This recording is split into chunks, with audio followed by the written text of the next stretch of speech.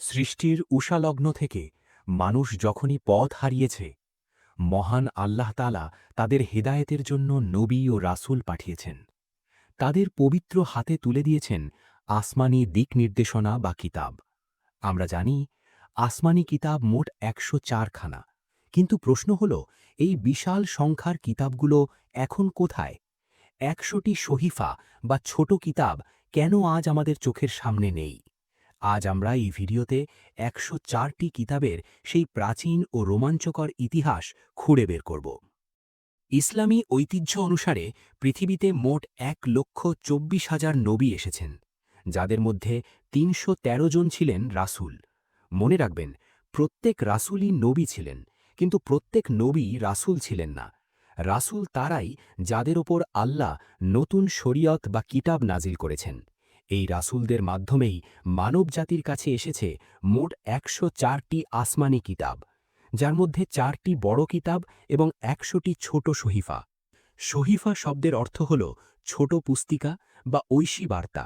বড় কিতাব আসার আগে আল্লাহ বিভিন্ন নবীকে ছোট ছোট বিধিবিধান দিয়ে পাঠাতেন।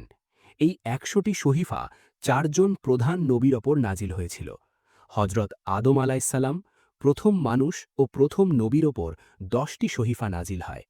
হজরত শীস আলাইসাল্লাম, তার ওপর সবচেয়ে বেশি অর্থাৎ ৫০টি সহিফা নাজিল হয়েছিল।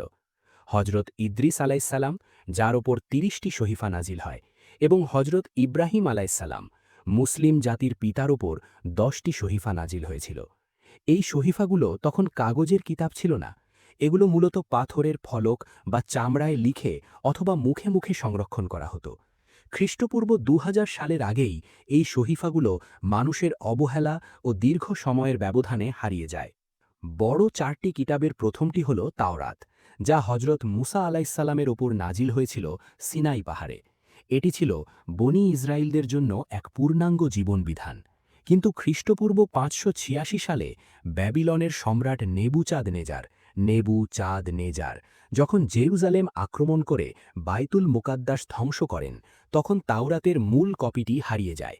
এরপর আসে জাবুর, যা হজরত দাউদ আলাইসাল্লামের ওপর নাজিল হয়। এটি কোনো নতুন শরীয়ত নয়, বরং ছিল আল্লাহ তাআলার অপূর্ব প্রশংসা ও প্রার্থনার সংকলন। বর্তমানে জাবুর আলাদা কোনো কিতাব হিসেবে নেই, কিন্তু খ্রিস্টানদের বাইবেলে পাসালমস হিসেবে এর কিছু অংশ টিকে আছে বলে মনে করা হয়। হজরত ঈসা আলাইসাল্লামের ওপর নাজিল হয়েছিল ইনজিল। এটি ছিল মানুষের জন্য রহমত ও হেদায়াত।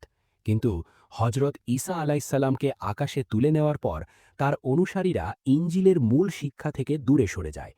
মানুষ নিজেদের পছন্দমতো কথা কিতাবে যোগ করতে শুরু করে, যার ফলে বর্তমানের নিউ টেস্টামেন্ট বা বাইবেল মূল ইনজিলের চেয়ে একদম আলাদা হয়ে পড়ে। সবশেষে ৬১০ খ্রিস্টাব্দে জিব্রাইল আলাইসাল্লামের মাধ্যমে নাজিল হয় আল কোরআন, যা সর্বশেষ ও সর্বশ্রেষ্ঠ কিতাব। এর আগের সব কিতাব হারিয়ে গেছে বা বিকৃত হয়েছে, কিন্তু কোরআন নাজিলের পর থেকে আজ পর্যন্ত একটি নুক্তাও পরিবর্তন হয়নি। কারণ মহান আল্লাহ নিজেই বলেছেন, আমি এই উপদেশ নাজিল করেছি এবং আমি এর সংরক্ষক। লক্ষ লক্ষ হাফেজে কোরআন একে বুকের ভিতর ধারণ করে রেখেছেন, যা পৃথিবীর আর কোনো কিতাবের ক্ষেত্রে সম্ভব হয়নি। ১০৪টি কিতাবের ইতিহাস আমাদের শেখায় যে সত্যকে ধরে রাখা কতটা কঠিন। আগের উম্মতরা কিতাব হারিয়ে ফেলেছে, কিন্তু আমরা ভাগ্যবান যে আমাদের কাছে আল্লাহর শেষ বাণী একদম অক্ষত অবস্থায় আছে। তাই আসুন এই মহামূল্যবান কিতাবকে আমরা আঁকড়ে ধরি।